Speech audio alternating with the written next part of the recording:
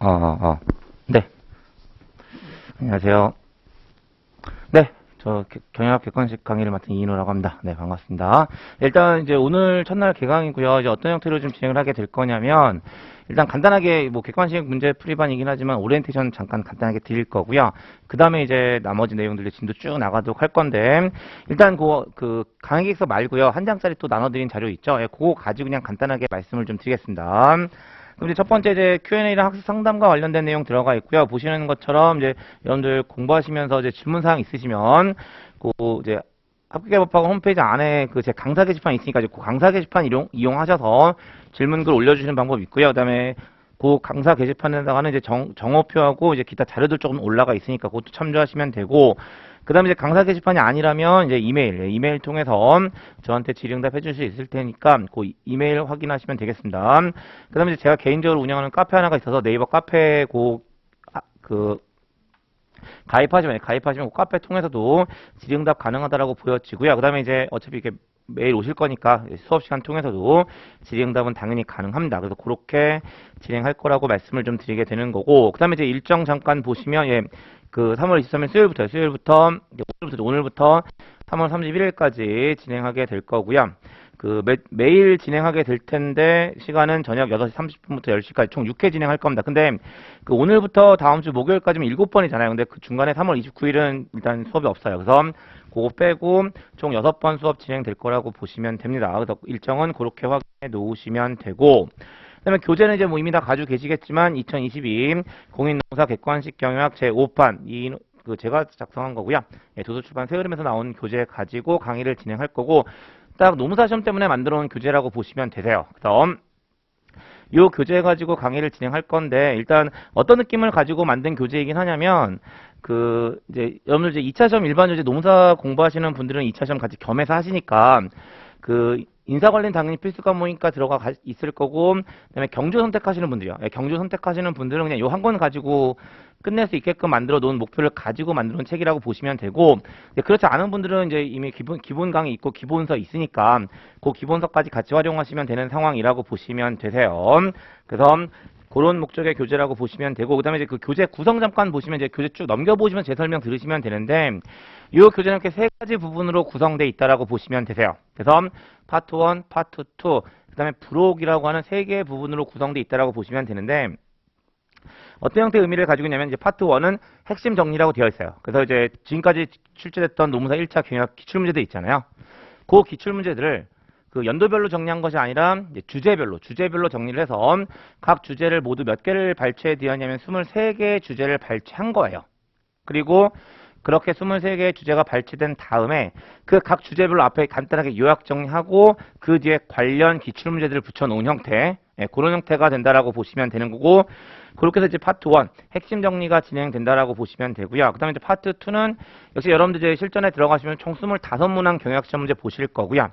역시나 기출문제 판단해서 전체적인 이제 그 각 경영학 분야별 출제 비중 맞춰가지고 총 16회의 실전 모의고사 형태가 들어가 있다라고 보시면 되세요.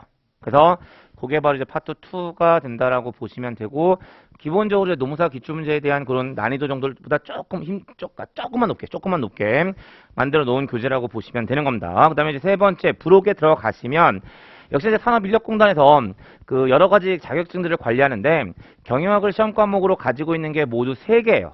3개고 그 3개가 바로 뭐냐면 여러분들 준비하시는 공인 노무사고요. 그 다음에 경영 지도사, 그 다음에 가맹 거래사 시험이 있거든요.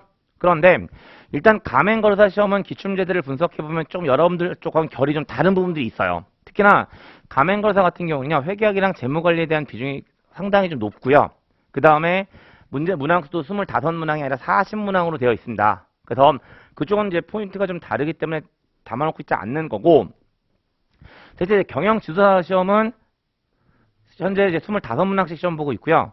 역시 노무사 시험하고 결이 좀 비슷해요. 심지어 어떤 일도 있었냐면 그 똑같은 해 경영 지도사 출제된 문제가 노무사에 출제된 경우도 있었고요.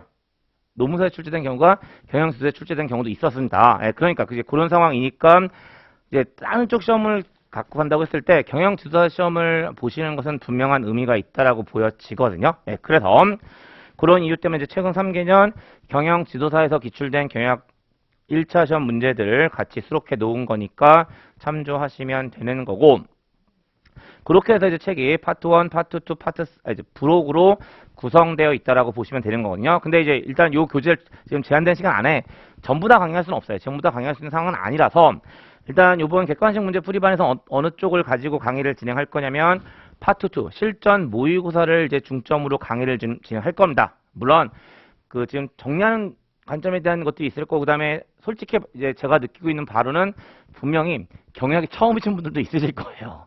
예.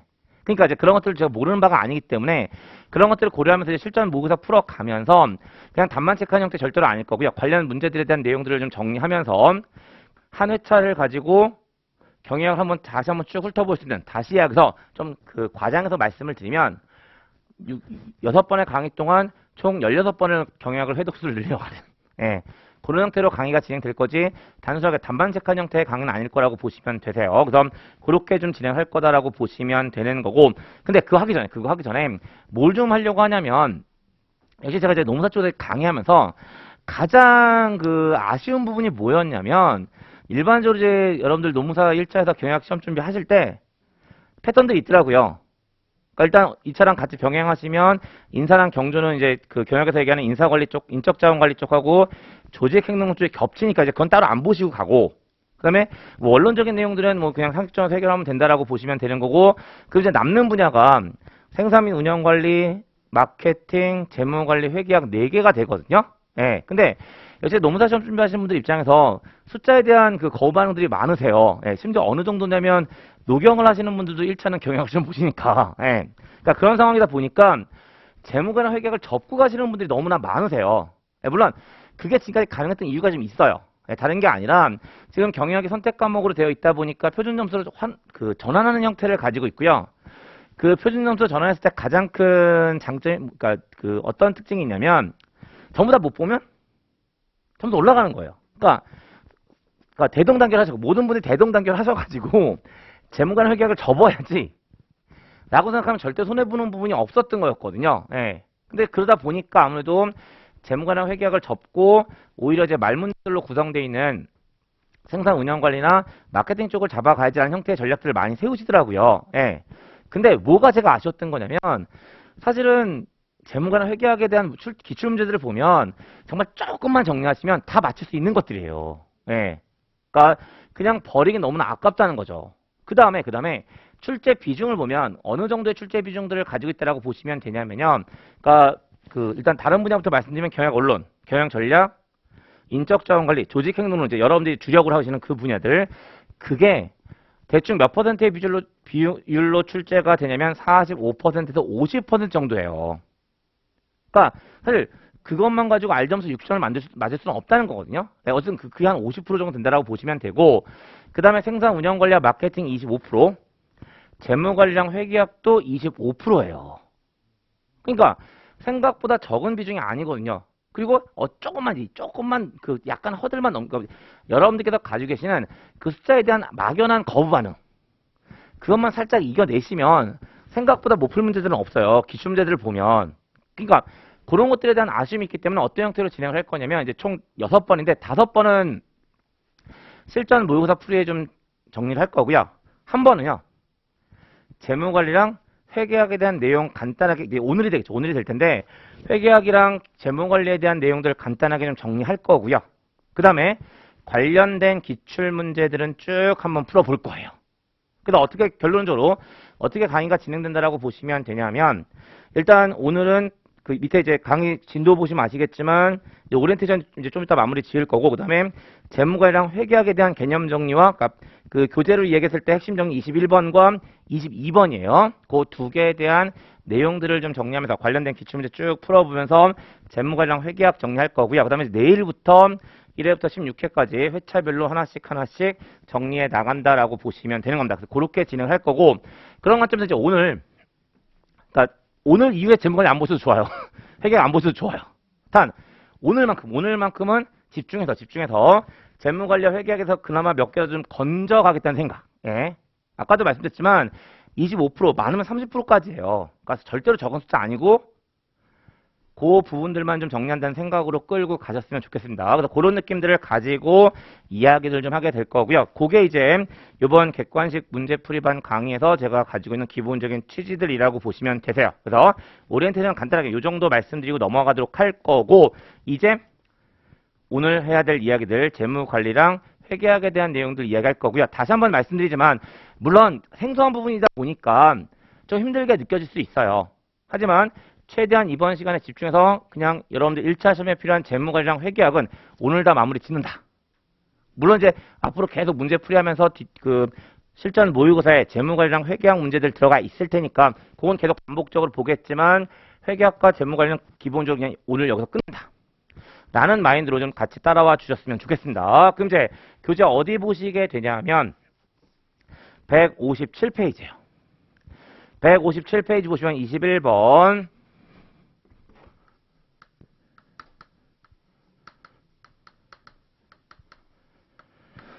재무관리에 대해서 이야기를 하게 될 거고요. 이쪽 어떻게 끌고 갈 거냐면 일단 내용 정리를 해야 되는데 이걸 넘버링해서 끌고 가면 오히려 더 헷갈리실 거예요. 왜냐면 생소하다 보니까 이게 토막을 내버리기 시작하면 더 받아들이기 어려울 것 같으니까 한눈에 재무관리를 보여드리면서 관련된 이야기들을 전부 다 하도록 할 거예요. 그러니까 이 칠판 한바닥이 그냥 여러분들이 노무사 1차 시험 목적상으로 가져가시는 재무관리다 라고 생각하시면서 따라오시면 되는 거예요. 그럼 이제 먼저 이 재무관리는 어떠한 의미를 가지고 있는지에 대한 개념 잠깐 말씀을 드리면, 역시나 이제 제가 기본 강의 때 얘기 드린 얘기긴 한데 기본 강의 얘기 전혀 하지 않을게요. 그냥 이것만 가지고 끝낸다고 생각하면서 갈게요. 경영학이라는 것은 기업의 목적을 달성하기 위한 한정된 자원의 최적 배분 의사결정이라고 이야기하는 거예요. 그런데 경영학 관점에서 고려되는 한정된 자원은 모두 4가지가 있어요. 4가지가 있고 그 4가지 중에 첫 번째가 사람, 인적 자원이 있고 그 인적 자원을 다루고 있는 분야가 인적 자원 관리. 그 다음에 원자재가 있고요. 그 원자재를 다루고 있는 분야가 생산 운영 관리. 그 다음에 상품을 다루고 있는 게 마케팅. 마지막으로 재무적 자원 또는 자본이라고도 할 겁니다. 그 재무적 자원, 자본을 다루고 있는 것이 재무관리라고 보시면 돼서 이 재무관리는 결국 뭐가 되냐면 기업이 가지고 있는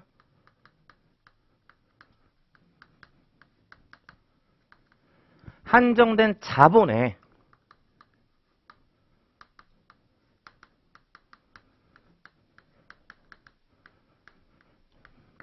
최적 배분 의사 결정을 의미한다라고 보시면 되세요. 그런데 이 재무관리 개념과 관련해서 유독 자주 물어보는 거 한 가지가 있죠. 그리고 그게 바로 뭐냐면 이 재무관리는 어떠한 목적을 가지고 있는지에 대해서 유독 많이 물어보니까 그거는 좀 정리를 해 놓으실 필요성이 있습니다. 그리고 재무관리는 어떠한 목적을 가지고 있냐면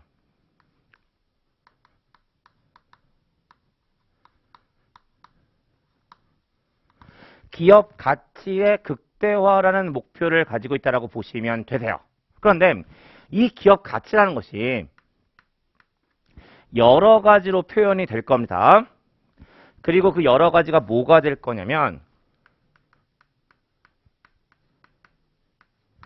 주식 가치라고 주식 가치라고 표현되기도 할 거고요.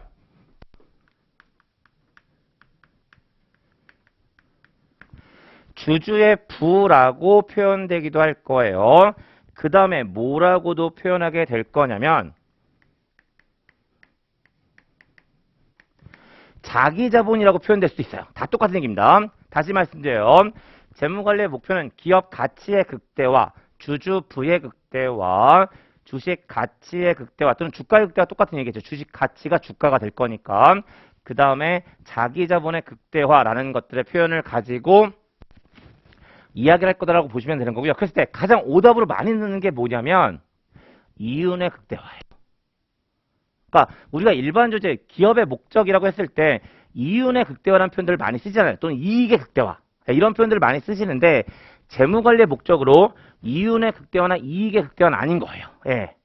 그래서 일단 이게 재무관리의 목표가 되는 거고 가장 대표적인 오답으로 들어가는 것이 이익의 극대화 또는 이윤의 극대화가 가장 대표적으로 오답으로 들어가는 내용들이라고 보시면 되고요. 그렇게 말씀을 드리면 일단 재무관리가 뭔지에 대한 기본적인 개념은 잡아드렸는데 한 가지가 얹어져요. 뭐 한 가지가 얹어지냐면 근데 이제 이 재무관리는 어떤 의미를 가지고 있냐면 한정된 자본의 최적 배분 의사결정이라고 말씀을 드렸잖아요. 그러면 의사결정이니까 이 재무관리라는 의사결정은 느낌상으로 보면 단기적 의사결정일까요? 장기적 의사결정일까요? 장기적 의사결정의 의미를 가지고 있어요. 그런데 장기적 의사결정이다 보니까 어떤 문제가 한 가지 있냐면 여기서 얘기하는 자본이라고 이야기하는 건 돈이에요, 돈. 그런데 이 돈의 가치가 항상 고정되어 있는 게 아니잖아요. 계속 변한다는 겁니다. 아주 없어 보이는 설명 한 가지 드리면 오늘의 100원과 1년 후에 100원이 가지는 가치가 똑같지 않을 거라는 거 다 공감하시잖아요. 그러니까 장기적 의사결정이다 보니까 그냥 절대적인 금액만 가지고 평가하는 것은 여러 가지 의사결정상에서의 문제를 유발시킬 가능성이 있어요. 그래서 뭘 고려해 줘야 되냐면 이 화폐가 각 시점마다 어떻게 가치가 변화되는지 그걸 고려해 줘야 되는 거고요. 그래서 그걸 우리는 뭐라고 이름 붙여 주냐면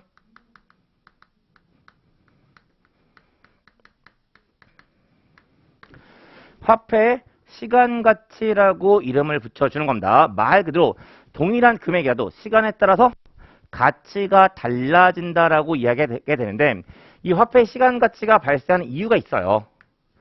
그리고 그 이유가 바로 뭐냐면 한 가지만 여쭤볼게요. 여러분들 제가 지금 100원을 드릴 건데요. 그 100원을 지금 받으실 건가요? 1년 후에 받으실 건가요? 다 지금 받는다고 생각하시잖아요. 왜 지금 받으실 거예요? 1년 후에 받으면 지금 당장 쓸 수 없지만 지금 받으시면 지금 당장 쓸 수 있으시잖아요. 결국 사람들은, 투자자는 기본적으로 어떠한 성향을 가지고 있냐면 지금 당장 쓰는 걸 더 좋아해요. 그리고 그걸 우리는 뭐라고 이름 붙여주냐면 유동성 선호라고 이름을 붙여주죠. 그래서 이 유동성 선호 때문에 화폐의 시간 가치가 발생한다라고 보시면 되세요. 그럼 이제 여기다 어떤 얘기 얹어가냐면 그렇다면 이 화폐의 시간 가치에는 어떠한 것들이 있는지에 대해서 정리를 하셔야 되는데 당연히 두 가지밖에 없어요. 당연히 두 가지밖에 없고요. 그 두 가지가 바로 뭐냐면 첫 번째, 지금 100원이 1년 후에 얼마일까? 다시 얘기해서 지금의 현금 흐름이 미래 일정 시점에 얼마일까라는 것들을 계산하게 될 거고 그걸 우리는 미래 가치라고 이야기를 하게 되죠. 그럼 반대로 모두 있을까요? 1년 후에 100원이 지금 얼마의 가치를 가지고 있을까? 미래의 일정 현금 흐름이 현재는 얼마의 가치일까? 라는 것들도 고려해 주어야 할 거고 그걸 우리는 현재 가치라고 이야기를 하게 되죠.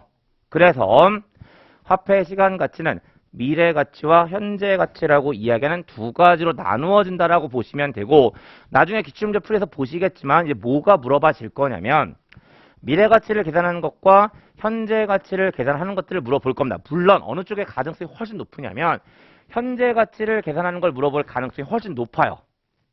그러면 이제 그쵸, 얘 안 물어볼 건 아니니까 잠깐 정리를 하면 먼저 미래 가치, 아까도 이야기했지만 현재 일정 금액이 미래 일정 시점에 얼마가 될 것이냐라는 것들을 고려한다라고 보시면 되는데 여기서 간단히 예를 가지고 말씀드리면 현재 1,000원이 있어요. 그러면 이 1,000원이 1년 후에 얼마가 될까를 계산해 본다는 거잖아요. 그럼 당연히 여러분들이 지금 1,000원을 가지고 계시면 지금 당장 쓸 게 아니라면 어디다가 예금할까요? 은행에다 예금하겠죠.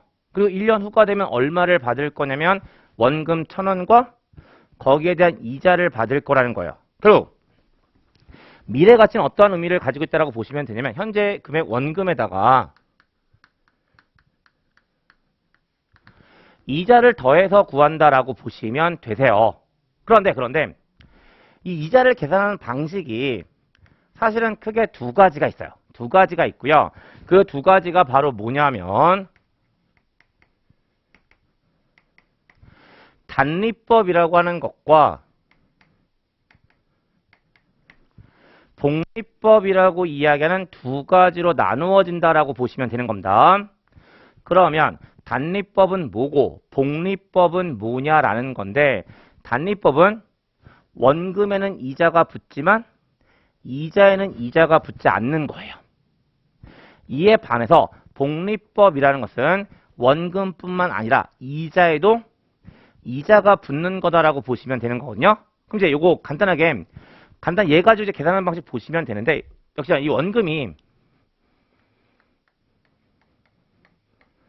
1,000원이 있다라고 가정하잔 말이에요.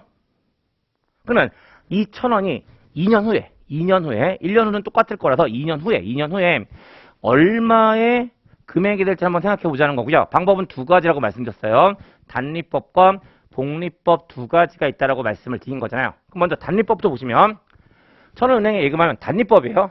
1차원대 이자 얼마가 발생할까요? 이자율 10%라고 가정했을 때 100원이 발생하겠죠. 이자율 10%라고 말씀하셨죠. 이자율 10%라고 가정했을 때 그러면 2차원대 이자가 얼마 발생할까요? 똑같이 여기에는 이자가 안 붙을 거니까 원금에만 이자가 붙을 거니까 단위법에 의하면 1,200원이 발생할 거예요. 근데 복리법이라는 것은 이자에도 이자가 붙는다고 얘기했으니까 어떻게 계산하시면 되냐면 원금 1,000원이에요. 근데 은행에다 1년을 일단 묵혀두면 1 플러스 0.1 이자율만큼 증가했겠죠. 근데 복리법은 이자에도 이자가 붙는 을 띄웠으니까 2차년도에 그럼 2차년도의 원금은 얼마가 될까요? 요 자체가 2차년도의 원금이 되겠죠. 그러니까 다시 거기에 1 플러스 0.1이 붙는다라고 보시면 되는 거예요. 이해하셨어요? 그러니까 여기까지는 1차년도 말에 가치가 돼요. 그러면 1차년도 말에 1년 더 둘 거니까 그때 이제 요 금액 자체가 뭐가 되냐면 원금이 되는 거고요. 이자도 이자가 붙는다고 말씀드렸으니까 원금이 되는 거고 거기에 다시 1 플러스 0.1을 더해 곱해서 간다라는 거잖아요. 그럼 이제 이렇게 계산하시면 이게 얼마가 될 거냐면 1,210원이 계산이 될 겁니다. 그리고 이게 바로 단리법과 복리법에 따른 이자 계산법이기 때문에 미래가치는 이렇게 된다라고 보시면 되는 거거든요. 그런데 일반적으로 현실적으로는 단리법을 쓸까요? 복리법을 쓸까요? 복리법을 써요. 그러니까 혹시 출제상으로 어떤 언급이 없으면 뭘 가지고 계산하시는 게 맞냐면 복리법을 가지고 계산하시는 게 맞으세요. 물론 이제 그러다 보니까 출제자가 함정을 판다고 문제다가 단리법으로 계산하는 사실을 명시하는 경우도 있어요. 그 경우라면 단리법으로 계산하겠지만 특별한 언급이 없으면 기본적으로는 복리법을 가지고 계산한다라고 보시면 되는 겁니다. 그래서 이렇게 말씀드리면 이제 미래 가치에 대한 개념들은 다 잡아드린 거고 이게 메인이라고 얘기했으니까 결국 미래 가치는 퓨처 밸류 미래 가치는 어떻게 계산한다고 말씀을 드리고 있냐면 현재 현금액에다가 1 플러스 이자율을 곱해주죠. 그게 1년이라면 그냥 1 플러스 R만 곱해주지만 2년이라면 1 플러스 R의 제곱을 곱해줄 거고요. N년이라면 1 플러스 R의 N승을 곱해준다라고 보시면 되는 거잖아요. 그리고 요게 바로 미래가치에 대한 개념 되는 거고 크게 어렵지 않으시죠? 예, 조금 하시면 어렵지 않으세요 이거. 예. 그럼 이제 미래가치에 대한 개념 이야기했으니까 이제 뭐 구하게 되냐면 현재 가치를 구하게 되는 거예요. 그런데 현재 가치 구하는 방법 설명 다 했어요. 왜 설명을 다 했다라고 말씀드리냐면 요거 응용하시면 되잖아요. 현재 금액이 N년 후에 얼마인지를 보고 있는 것이 요게 되는 거니까 현재 가치는 그럼 요 식을 가지고 이야기하면 뭘 구한다는 이야기가 될까요?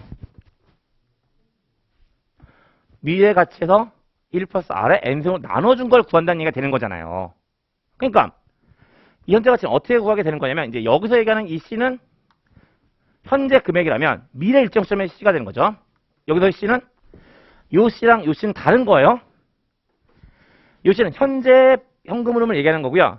얘는 미래 일정 시점의 현금 흐름을 얘기하는 겁니다. 1년 후에 100원, 또 2년 후에 100원 이걸 얘기하는 거예요. 그러면 어떻게 구한다?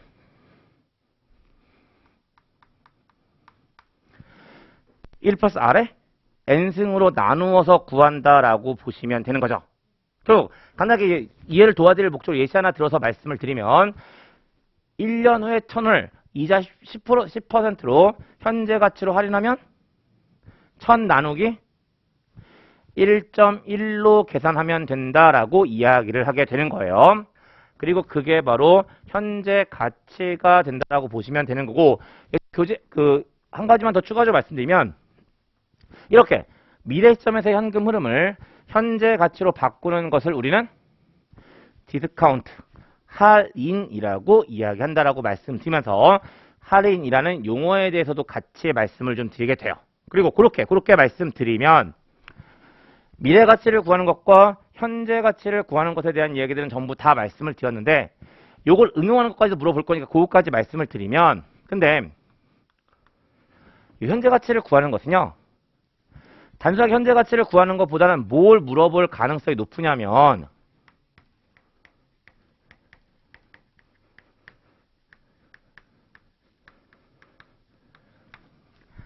영구연금의 현재 가치를 구하는 걸 물어볼 가능성이 높아요. 그러면 여기서 이야기하는 영구연금의 현재 가치는 각주에 들어가 있어요. 영구연금의 현재 가치는 뭘 의미하냐라고 보시면 되는데 미래 일정 시점인 거잖아요. 근데 이게 아니라 매년 발생하는 거예요.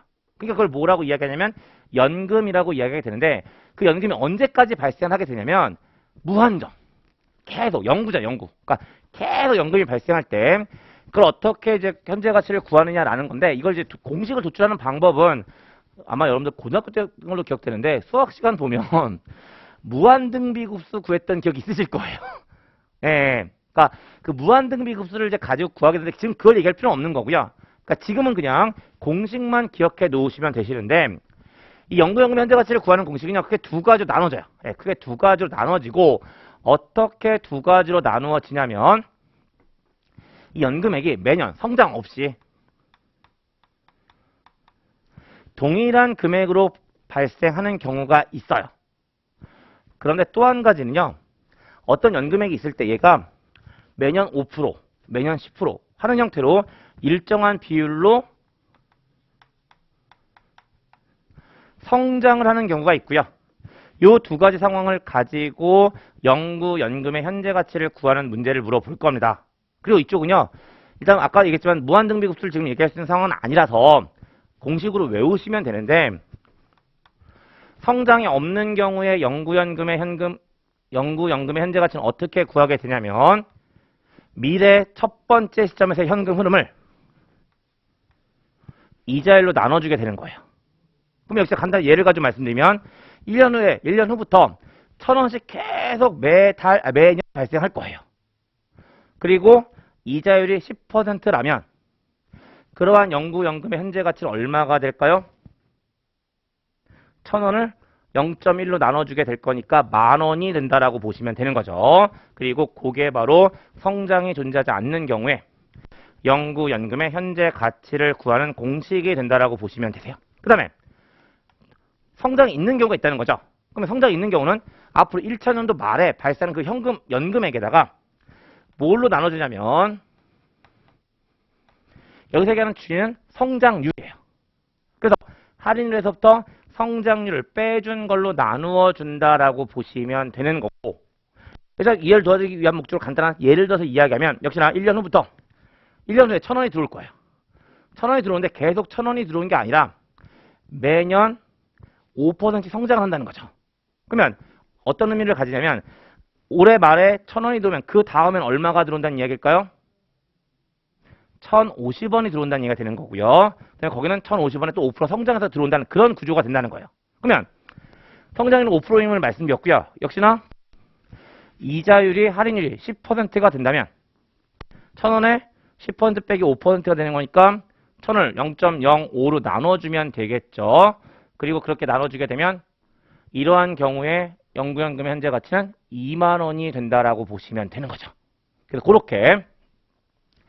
그렇게 계산하시게 되는 거고 이렇게 말씀드리면 화폐 시간 가치와 관련된 이야기들 전부 다 정리하신 거 어차피 적용하는 건 나중에 문제가 다시 보실 거니까 그렇게 말씀드리는 거 그게 이제 재무관리 의의적인 측면에서 꼭 좀 정리하셨으면 하는 내용들이 된다라고 보시면 되는 거고요. 그 다음에 모든 얘기는 이제 얘를 가지고 끌고 가는 거예요. 자본을 가지고 끌고 가는 겁니다. 그럼 다시 한번 얘기 드려요. 재무관리라고 하는 것은 자본을 잘 쓰는 걸 얘기한다는 건데 그러면 자본을 잘 쓰기 위해서는 아주 바보 같은 얘기긴 한데요. 일단 기업은 뭐가 있어야 될까요? 자본이 있어야 돼요. 그러니까 제일 첫 번째 어떠한 주제를 가지고 이야기를 좀 해줘야 되냐면 그 자본을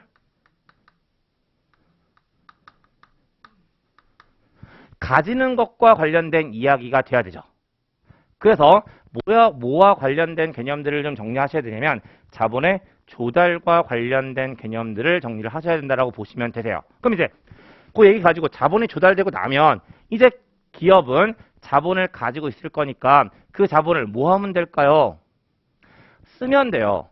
조금 있어 보이게 말씀을 드리면 투자하면 돼요. 투자하면 돼요. 그럼 이제 당연히 그 자본을 쓰는 거, 자본을 투자하는 것과 관련된 내용들을 정리해야 되는 거고 그걸 우리는 뭐라고 이름을 붙여주냐면 자본의 운용이라고 이름을 붙여주게 되는 겁니다. 그래서 재무관리는 기본적으로 자본의 조달과 자본의 운용이란 관점에서 이런저런 내용들이 정리가 된다라고 보시면 되는 거고요. 거기에 이제 추가적으로 어떤 얘기 하나가 더 들어가 있다라고 보시면 되냐면 파생상품이라는 것이 하나가 더 들어가 있다라고 보시면 되는 거예요. 네, 그래서 그렇게 정리하면서 내용들을 채워 나갑니다. 그럼 이제 먼저 자본의 조달이라는 관점에서 어떤 내용들부터 이야기가 되냐면 역시 기업은 자본을 조달할 거예요. 그러면 그 자본을 조달할 때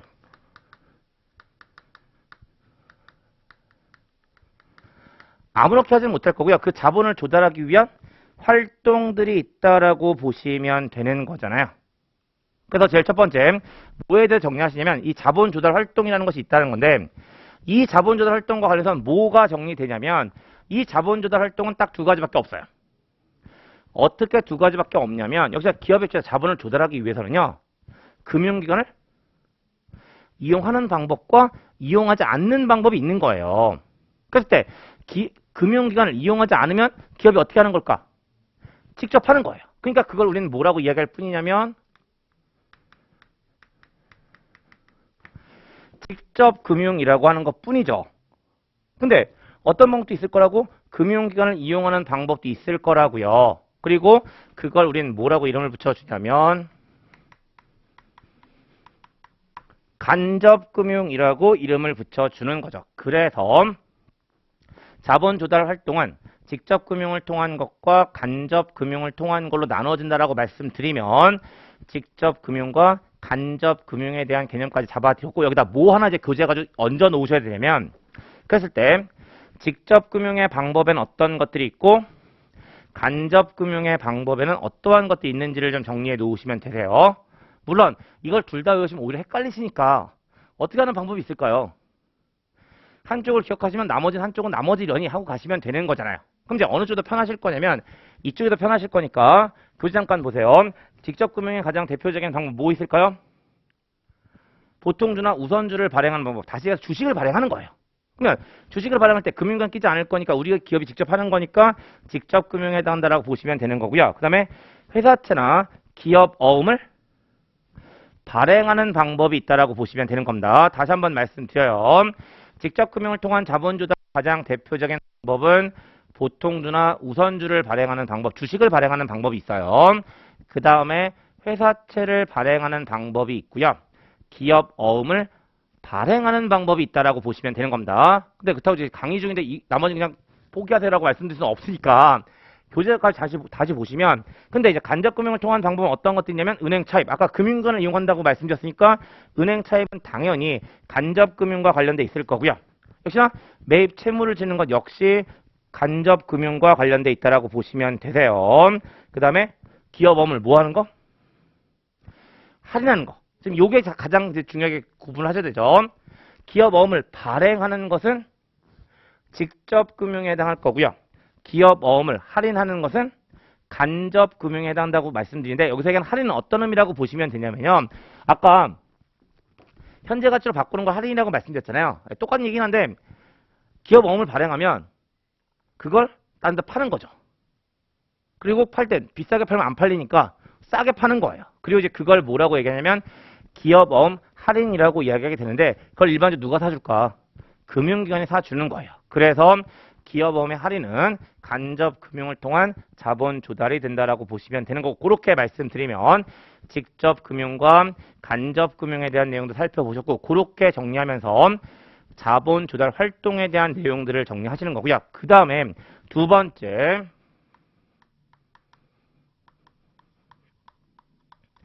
자본 비용이라는 것과 자본 구조라고 이야기하는 두 가지가 있고요. 이 두 개는 연결시켜 보시는 게 맞으세요. 그러면 얘와 관련해서 어떤 내용들이 정리가 되어야 하냐라는 건데, 그럼 이제 앞에서 자본이라고 얘기하고 있는데요. 이 자본은 그냥 돈이라고 말씀을 드렸잖아요. 근데 그 돈은요, 두 종류가 있어요. 간단히 말씀드리면 여러분들 이제 어떤 그냥 가게를 하나 하실 거예요. 그러면 가게를 하기 위해서 만약에 한 1억 정도가 필요합니다. 근데 우리는 1억이 없잖아요. 또 한 푼도 없는 건 아니겠죠. 그럼 내가 5천만 원만 가지고 있어요. 그러면 5천만 원 가지고 있다면 나머지 5천만 원 어떻게 될까요? 빌려야 되는 거죠. 그러니까 내 돈이 있는 거고 빌린 돈이 있는 겁니다. 그랬을 때 내 돈을 뭐라고 이름 붙여주냐면 자기 자본이라고 이름을 붙여주는 겁니다. 그 다음에 빌린 돈을 그렇다면 타인 자본이라고 이름을 붙여주는 거예요. 그래서 자본은 기본적으로 자기 자본과 타인 자본이라는 것이 있다라고 보시면 되고, 다시 한번 이야기하지만 자기 자본은 내 돈, 타인 자본은 빌린 돈이에요. 그러니까 자기 자본은 뭐와 관련돼 있냐면 주주, 투자자와 관련돼 있다라고 보시면 되고, 타인 자본은 채권자와 관련돼 있다라고 보시면 되는데, 이제 직관적으로 가더라도요. 자기 자본을 조달하던, 그러니까 가장 대표적인 게 주식을 발행한다라고 보시면 되는데, 자기 자본을 조달하던 타인 자본을 조달하던 당연히 뭐가 발생할까요? 비용이 발생할 겁니다. 그러니까 당연히 이 자본 비용은 두 가지가 있을 거예요. 자기 자본 비용과 타인 자본 비용이라고 이야기하는 두 가지가 있다라고 보시면 되고, 역시나 이해를 도와드리기 위한 목적으로 한 가지씩만 얹어드리면, 자기 자본 비용의 가장 대표적인 예는 배당이에요. 대표적인 예라고 말씀드렸지, 자기 자본 비용 이퀄 배당이라고 말씀드린 건 아니에요. 물론 가장 큰 비중을 차지하는 게 배당이긴 하지만 자기 자본 비용에 배당만 있는 것은 아닙니다. 그 다음에 타인 자본 비용의 가장 대표적인 예는 이자가 돼요. 다시 정리합니다. 자기 자본 비용의 가장 대표적인 예는 배당이라는 것이 있고, 타인 자본 비용의 가장 대표적인 예는 이자가 있다라고 말씀드리고 있는 거예요. 그래서 그렇게 정리하시면 자기 자본 비용과 타인 자본 비용에 대한 개념들까지 다 잡아드렸는데, 역시나 직관적으로 가면 이 두 개의 크기가 똑같을까요? 다를까요? 당연히 달라요. 그러니까 이자율과 배당률은 다를 거라는 거잖아요. 근데 통상적으로 보게 되면 어느 쪽이 더 크냐면 자기 자본 비용이 더 커요. 이것도 생각보다 자주 물어볼 거예요. 자본 비용은 자기 자본 비용과 타인 자본 비용 두 가지가 있는데, 일반적으로 타인 자본 비용이 저렴해요. 그렇다면 여기까지만 말씀을 드리면, 기업은 자기 자본으로 조달해야 될까요? 타인 자본으로 조달해야 될까요? 여기까지만 말씀드린 걸로 이야기하면 타인 자본으로 조달해야 돼요. 비용이 저렴하니까. 그런데 타인 자본으로 조달한다는 얘기는 계속 돈을 빌리기만 한다는 얘기잖아요. 그러면 그렇게 되면 자본 비용 자체는 줄일 수 있겠지만 어떤 일이 발생할까요? 내 돈 하나도 안 들어가고 남의 돈 갖고 하다 보니까 언제 넘어갈지 모르는 상황이 돼버리잖아요. 그럼 안 돼요. 그럼 이제 결론적으로 자기 자본을 조달해야 될까요? 타인 자본을 조달해야 될까요? 적정한 비율을 해야 되는 거예요. 그러니까 무조건 자기 자본만 조달하든지 무조건 타인 자본만 조달하는 게 아니라 적정한 비율을 가지고 조달해 줘야 되는 거예요. 그랬을 때 그 타인 자본과 자기 자본의 적절한 비율, 그게 바로 뭐라고 보시면 되냐면 자본 구조가 된다라고 보시면 되는 거예요. 다시 한번 타인 자본 비용과 자기 자본 비용 사이의 관계를 보면 타인 자본 비용이 더 저렴하단 말이에요. 그리고 이제 그것만 가지고 이야기하면 타인 자본만 조달하면 될 것처럼 보이는데, 타인 자본만 조달하게 되면 다른 쪽의 비용들이 발생한단 말이에요. 그러니까 결론적으로 자기 자본과 타인 자본을 적절한 비율로 유지해 주어야 하는 거고, 그걸 우리는 자본 구조라고 이야기한다라고 말씀을 드리게 되는 겁니다. 그럼 이제 그랬을 때 요 두 가지의 개념을 가지고 이제 자기 자본 비용과 타인 자본 비용이라는 것과 자본 구조라는 개념을 가지고 이제 뭘 계산하는 걸 계속 거의 매년 물어봤던 문제인데, 계속 뭘 물어보게 되냐면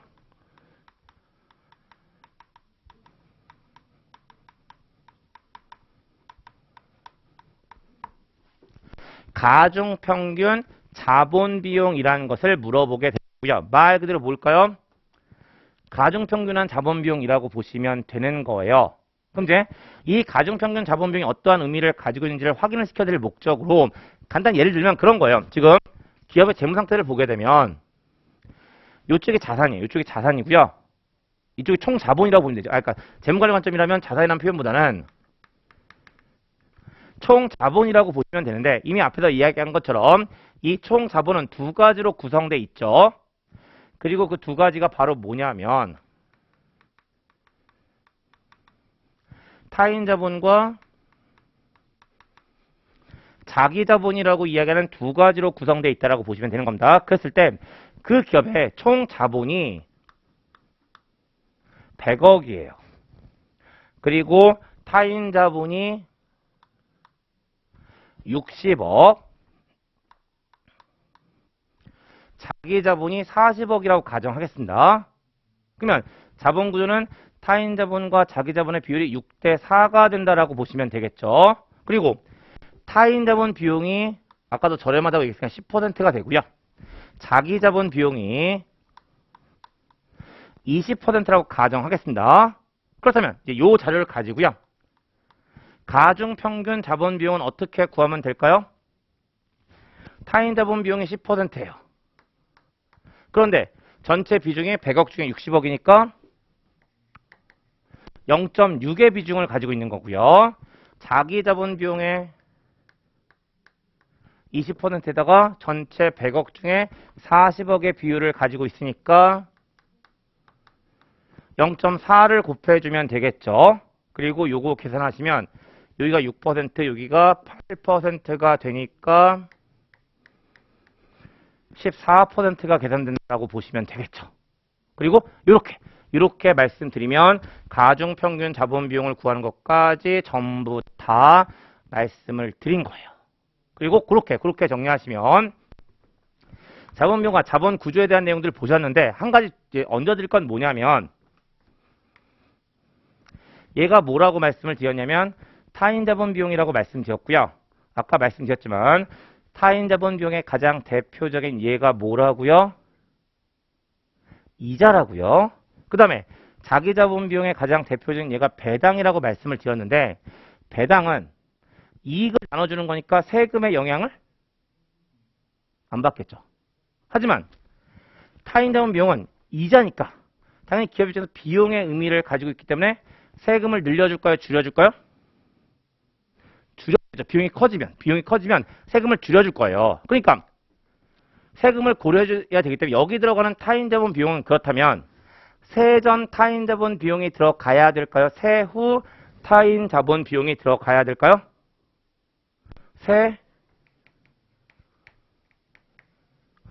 후타인 자본 비용이 들어간다는 겁니다. 이거 왜 말씀을 드리냐면 가장 간단하게 이렇게 물어볼 거예요. 그런데 취재자에서 어떤 경우를 물어보는 경우가 있을 거냐면 세전 타인 자본 비용을 주고요.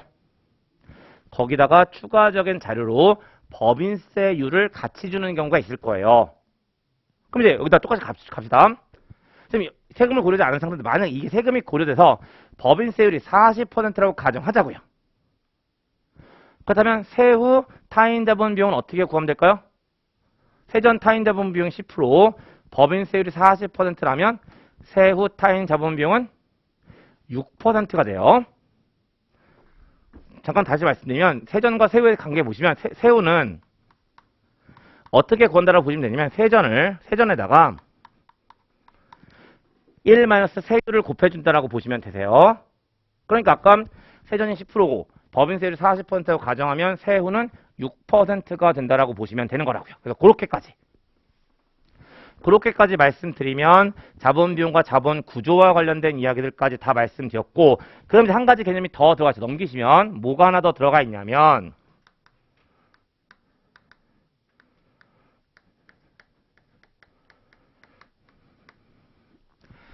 효율적 시장 가설이라는 것이 들어가 있고요. 요거 그냥 구두상으로 전달해도 될 것 같아서 구두상으로만 말씀을 드리는데 지금 좀 생겼을 거예요. 그러니까 무슨 얘기냐면 여기서 얘기한 효율적 시장 가설은 어떤 의미를 가지고 있다고 보시면 되냐면 역시 기업은 다양한 형태의 정보를 가지고 있어요. 그렇다면 그 정보는 당연히 주가에 반영이 되어야 한다는 겁니다. 그리고 그걸 우리는 뭐라고 이야기하냐면 효율적 시장 가설이라고 하는 겁니다. 그래서 다시 얘기하면 이 효율적 시장 가설이라는 것은 정보가 주식의 가격에 반영되는 것들에 대해서 이야기하고 있다는 거예요. 그런데 이 정보가 일단은 두 가지가 있어요. 일단 두 가지가 있어요. 그리고 그 두 가지가 바로 뭐냐면 과거 정보와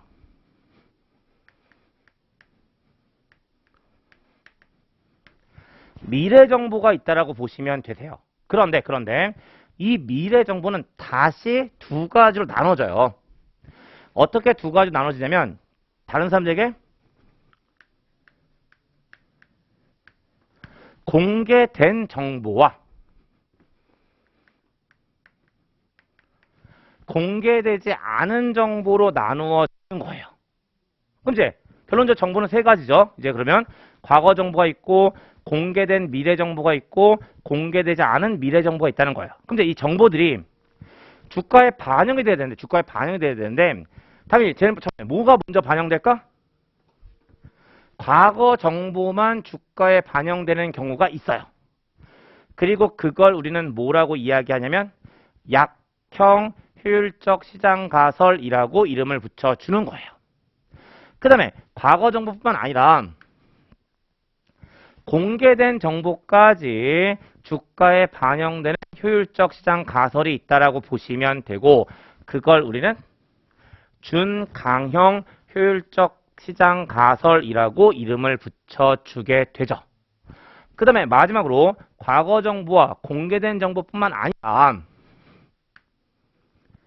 미공개 정보까지 주가에 반영되는 효율적 시장이 있다라고 보시면 되고 그걸 우리는 강형 효율적 시장 가설이라고 보시면 되세요. 그래서 이 효율적 시장 가설은 약형, 준강형, 강형이라고 얘기하는 세 가지가 있다라고 보시면 되고요. 다시 한번 키워드만 잡아가면 약형은 과거 정보만, 준강형은 과거 정보와 공개된 정보까지, 강형은 과거 정보, 공개된 정보뿐만 아니라 비공개 정보까지 시장 가격에 주가에 반영이 된다라고 보시면 되는 거고요. 결국 그렇다면 약형에서 강형 쪽으로 갈수록 더 효율적이라고 이야기할 수 있겠죠. 그렇게 잡아드리면 자본의 조달과 관련해서 정리할 내용들 다 말씀을 드렸어요. 그럼 이제 이런 절차들을 가지고 자본을 가지게 되면 이제 그 자본을 써먹어야 된다라고 말씀드렸고요. 그걸 써먹기 위한 관점에서 몇 가지 개념들이 하나씩 개별적으로 보시는 건데 제일 먼저 들어가는 게 바로 뭐냐면 이건 같이 가시는 겁니다. 자본 예산과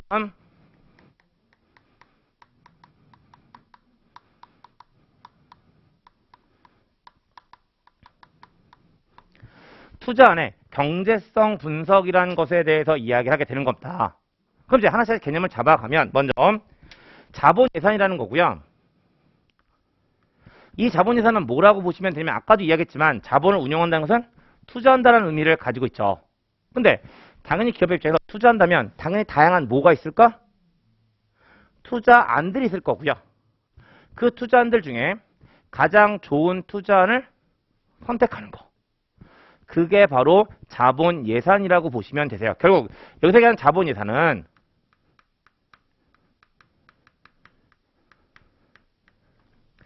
투자안을 선택하는 과정이라고 보시면 되고요. 그랬을 때 이 투자는 사실 이제 여러 개의 투자안이 있다고 말씀드렸으니까 그 투자안들 사이의 관계는 크게 두 가지가 있어요.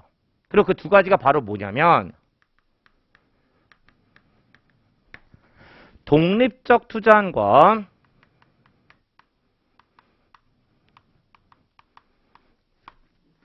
상호 배타적 투자안이라고 이야기하는 두 가지로 나누어진다라고 보시면 되는데 말 그대로예요. A란 투자안과 B란 투자안이 있을 때 서로 선택한 데서 영향을 미치지 않으면 독립적 투자안이 되는 겁니다. 그런데 어떤 경우가 있을 거냐면요. A라는 투자안과 B라는 투자가 있을 때 A를 선택하면 얘를 못하는 경우가 있겠죠.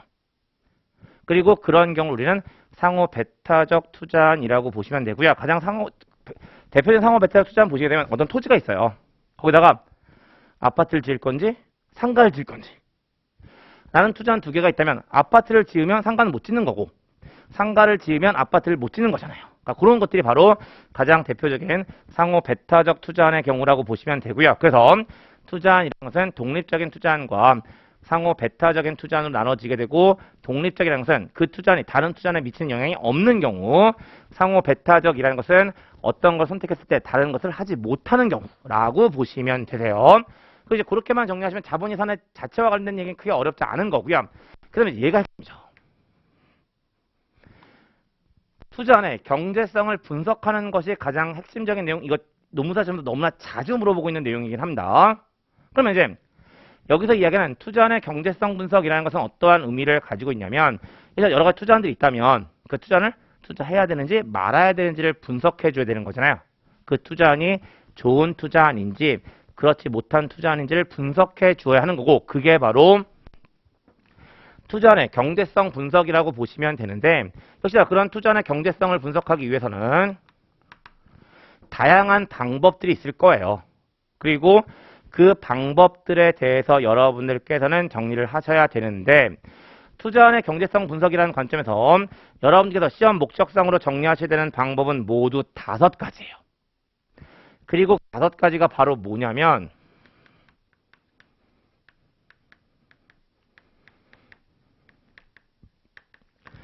순현재 가치법, 영문 약자로 NPV라고 하는 겁니다. 그 다음에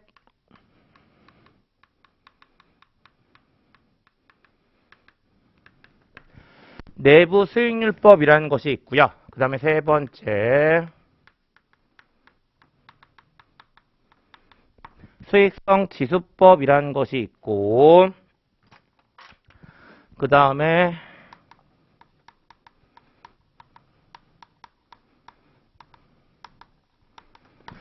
회계적 이익률법 그 다음에 마지막으로 회수기간법이라고 이야기하는 5가지가 된다라고 보시면 되고요.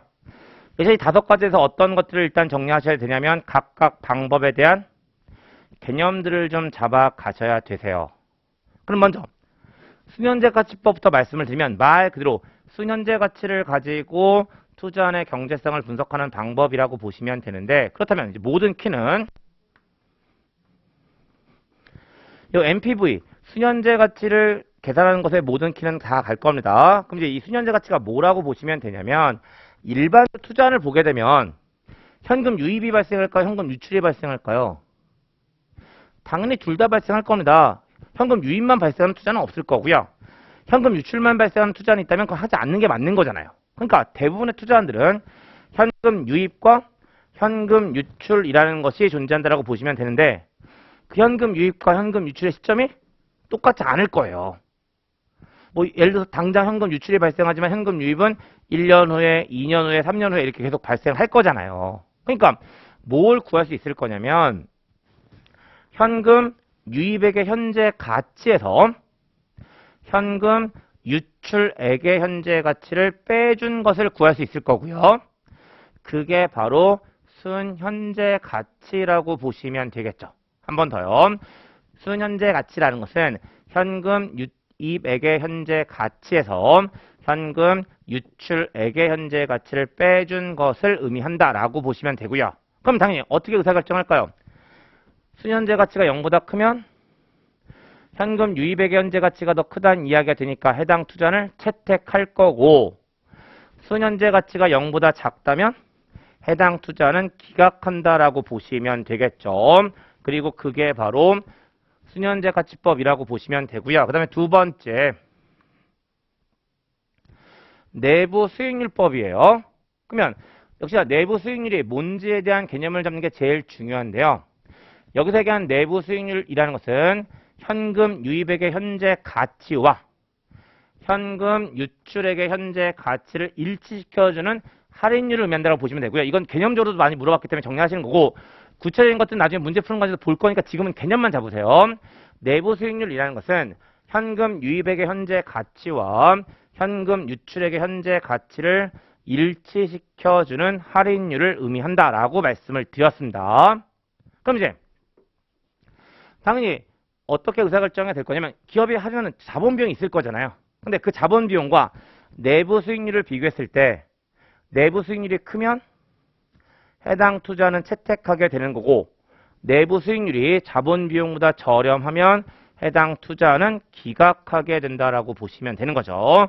그리고 그게 바로 내부 수익률이라고 보시면 되고요. 그 다음에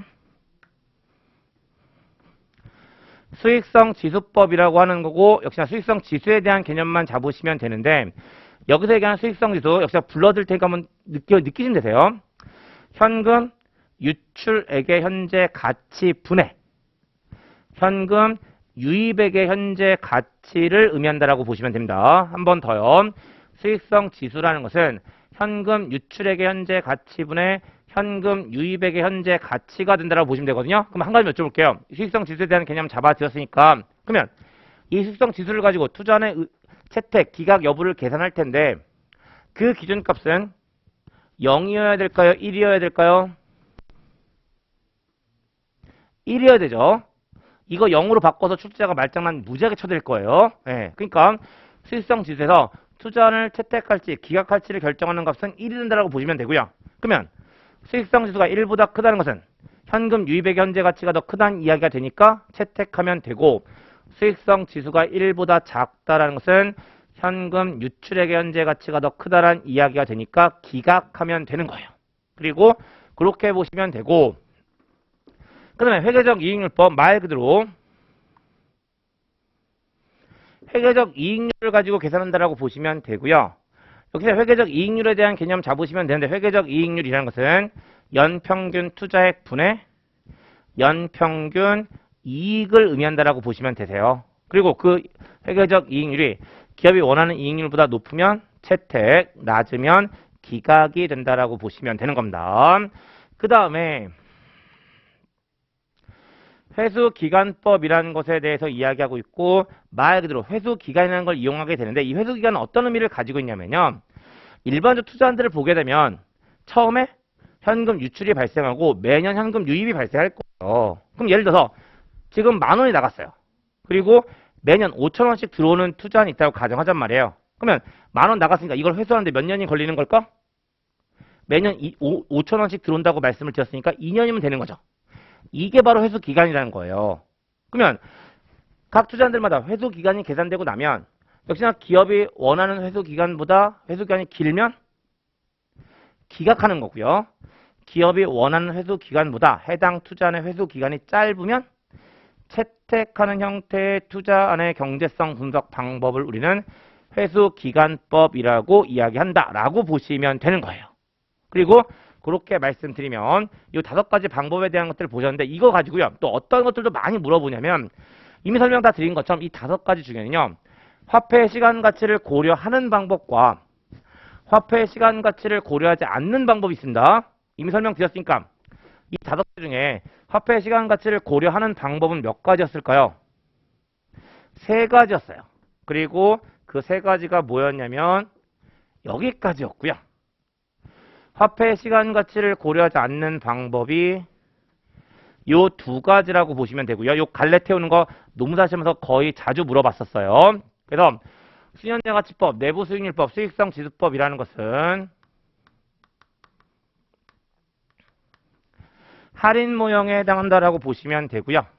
회계적 이익률법과 회수기간법은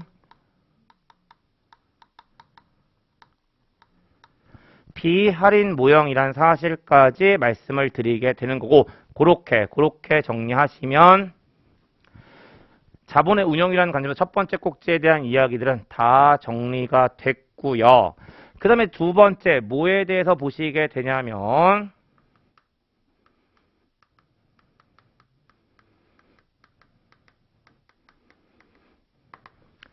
손익분기점 분석이라는 것에 대해서 이야기를 하고 있고요.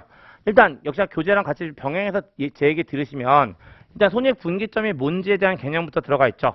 말 그대로 수익과 비용이 일치하는 생산 수준 또는 매출 수준을 의미한다라고 보시면 되세요. 한 번 더.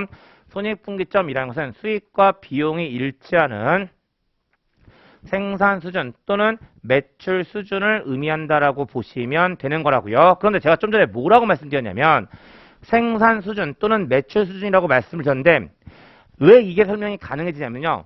손익분기점 분석은 가정 한 가지를 일단 가지고 있어요. 그리고 그 가정이 바로 뭐냐면 매출량과 생산량은 일치한다는 가정을 가지고 있기 때문에 매출 수준 또는 생산 수준이라고 이야기하게 되는 거고요. 그럼 이제 당연히 뭐가 출제가 될 거냐면 그걸 구하는 문제가 출제가 될 겁니다. 계산 문제가 출제가 될 거니까 잠깐 제가 설명드리면 그러니까 지금 그 교재 보시면 세 가지 들어가 있거든요. 순수하게 손익분기점을 구하는 것과 관련된 이야기 들어가 있고요. 그 다음에 목표 이익이 있는 경우에 손익분기점을 구하는 공식 들어가 있어요. 그 다음에 마지막으로요.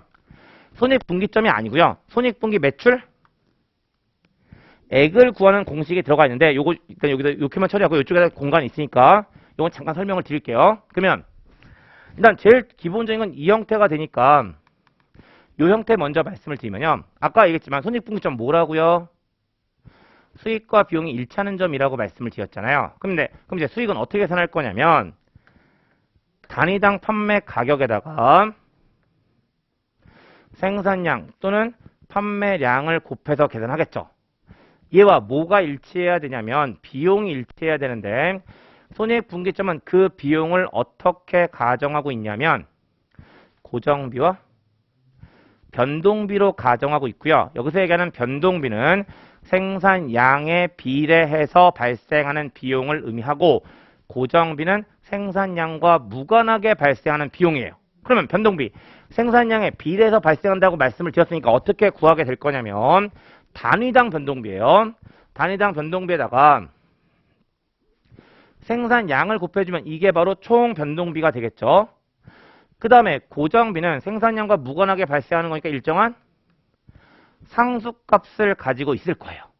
그리고 이걸 충족시키는 Q의 값이 바로 손익분기점이 된다라고 보시면 되고요. 이거 푸시면 Q가 어떻게 나오냐면 고정비를 단위당 판매 가격에서 단위당 변동비를 빼준 것으로 이야기가 되는 거예요. 그러니까 손익분기점 어떻게 구하게 되냐면 고정비를 단위당 판매 가격과 단위당 변동비의 차로 나누어서 계산한다라고 보시면 되는 거고요. 그랬을 때 얘를 우리는 뭐라고 이름 붙여주냐면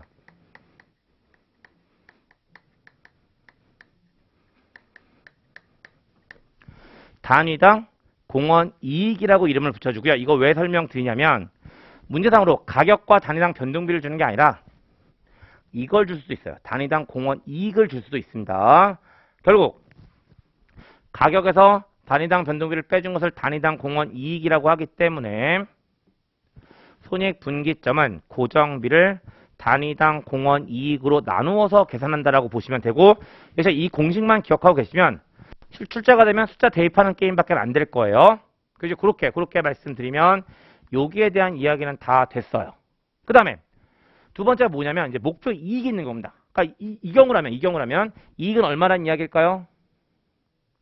0이란 얘기잖아요. 근데 이제 뭘 구할 수 있냐면 특정 목표 이익을 달성하는 매출량 또는 생산량을 구할 수 있다는 거죠.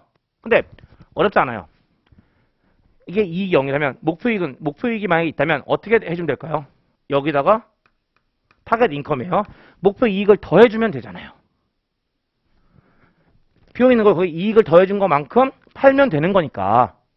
그러면 이걸 가지고 이 공식을 변형시키면 목표 이익이 있는 경우는 뭐만 차이가 나냐면 분자에 고정비만 들어가는 것이 아니라 목표 이익이 들어간다는 사실만 보시면 되세요. 그러니까 그게 어려운 얘기는 아니잖아요. 그래서 그렇게 말씀드리면 이 두 번째 얘기 끝나는 거고요. 그 다음에 나머지 얘기가 이게 좀 복잡한데 마지막에 뭐냐면 지금 손익분기점이라는 것은 Q를 구하는 거잖아요. 근데 손익분기 뭘 구하는 거냐면 매출액을 구하는 것을 구할 수 있고요.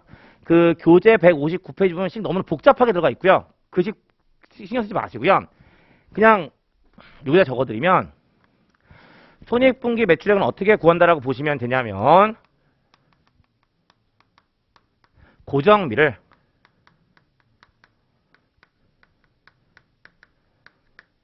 이건 비율이기 때문에 단위당이 들어가도 그만 안 들어도 그만이긴 한데 고정비를 단위당 공원 이익률 또는 고정비를 공원 이익률로 나누어 준다라고 보시면 되는 거죠.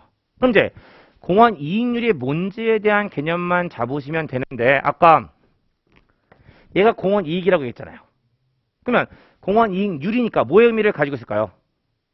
공원 이익의 비율의 의미를 가지고 있으니까 요건 어떻게 계산이 될 거냐면 이게 공원 이익이고 단위당 공원 이익이고 이걸 P로 나누어 준다라고 보시면 되세요. 근데 이거 다 필요 없는 거 있고 어쨌든 손익분기 매출액의 매출액 금액을 구할 때는 고정비를 공원 이익률로 나누어서 계산한다라고 보시면 되는 거고요. 그렇게 말씀드리면 손익분기점 분석과 관련된 이야기들 전부 다 정리되었다라고 보시면 되는 겁니다. 그 다음에 이제 뭐가 들어가 있냐면 위험이라는 것에 대한 개념이 들어가 있고요. 역시 요것 관련해서 간단한 내용들만 보시면 되는데 이 위험이라는 것은 경영학에서 이야기하는 위험이라는 것은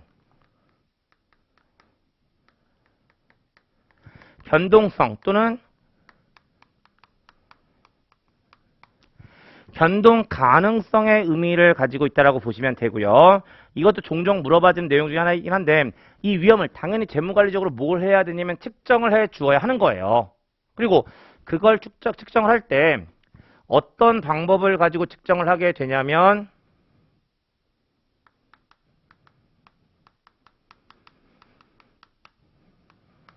표준 편차를 가지고 측정하거나 표준 편차를 제곱해 놓은 것을 분산이라고 하죠. 그래서 재무관리에서 위험은 표준 편차나 분산을 통해서 측정한다라고 보시면 되는데 이러한 위험이 크게 두 가지가 있다라고 보시면 되세요. 그리고 그 두 가지가 바로 뭐냐면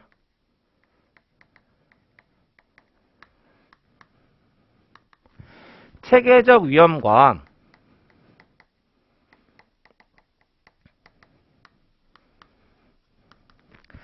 비체계적 위험이라고 이야기하는 두 가지로 나누어진다라고 보시면 되는데 역시 이제 그 기출문제들을 보게 되면 체계적 자리에 비체계적 집어넣거나 비체계적 자리에 체계적이라는 거 집어넣어서 말장난 잘 하니까 분명히 구분해 놓으셔야 되는데요. 역시 이 위험이 발생하는 이유는요. 다른 거 아니에요. 뭔가 영향을 미치는 요인이 있기 때문에 위험이라는 거, 변동성이 발생하는 거고요. 근데 그 영향을 미치는 요인은 통제 가능한 요인과 통제 불가능한 요인으로 나눠진다라고 보시면 되세요. 그랬을 때 통제 불가능한 요인에 기인한 위험이 체계적 위험이라고 보시면 되고요. 통제 가능한 요인에 기인한 위험이 비체계적 위험이라고 보시면 되세요. 근데 이거 가지고 한 가지만 더 정리하면 그렇다면 체계적 위험은 줄일 수 있을까요? 없을까요?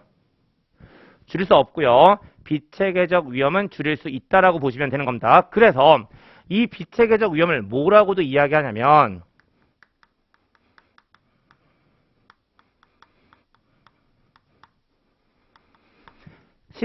분산 불가능 위험이라고도 하고요. 또는 시장 위험 또는 베타 위험이라고도 이야기하는 거예요. 이에 반해서 통제 가능한 요인에 기인한 비체계적 위험은 아까 줄일 수 있다고 얘기했으니까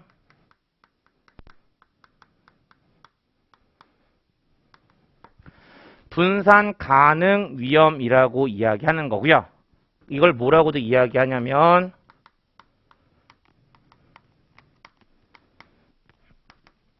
기업 고유의 위험이라고도 이야기하죠. 그래서 위험이라는 것은 체계적 위험과 비체계적 위험이라고 이야기하는 두 가지로 나눈다는 사실까지 보시면 위험에 대한 내용들 역시나 다 정리하신 거고요.